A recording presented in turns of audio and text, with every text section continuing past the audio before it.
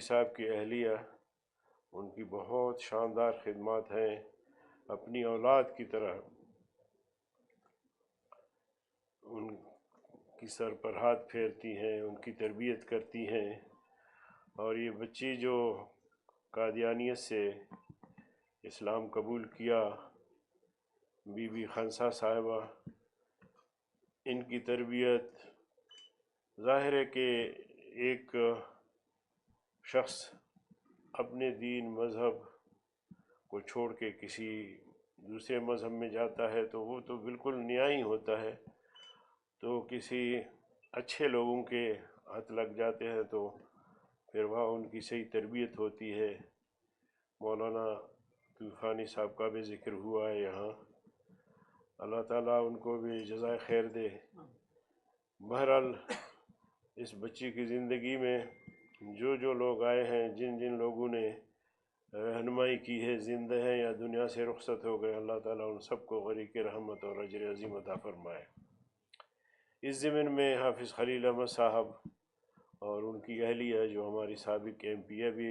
رہی ہیں، ان کی خدمات بھی اس ضمن میں قابل تحسین ہیں،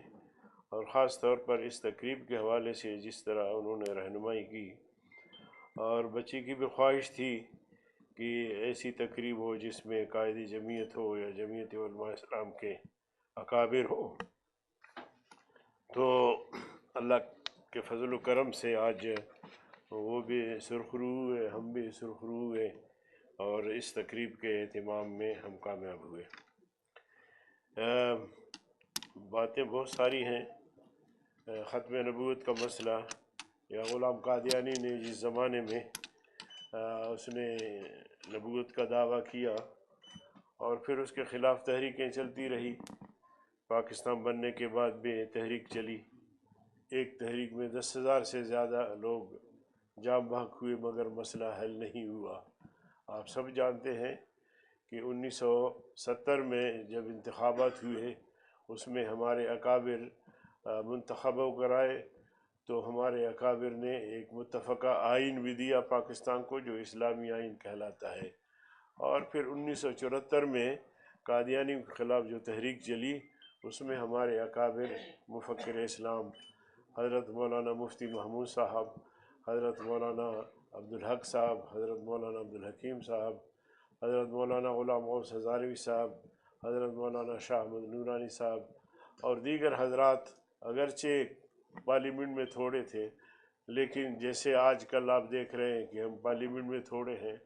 قائد جمعیت کی قیادت میں، مگر اللہ تعالیٰ ہر دینی مسئلے میں ہمیں کامیاب اور غلبہ عطا کرتا ہے۔ تو اس زمانے میں باقاعدہ قادیانیوں کو پارلیمنٹ میں بلایا گیا، جو باہر کے لوگ تھے ان کو پارلیمنٹ میں بلایا گیا، ان کو سنا گیا، اور پھر ان کے نظریات جب سامنے آ گئے کہ یہ تو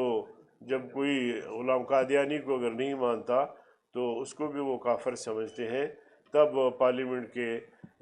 ممبران کی آنکھیں کھلی اور سب نے پھر متفقہ طور پر مل کر جو ہے وہ قادیانیوں کو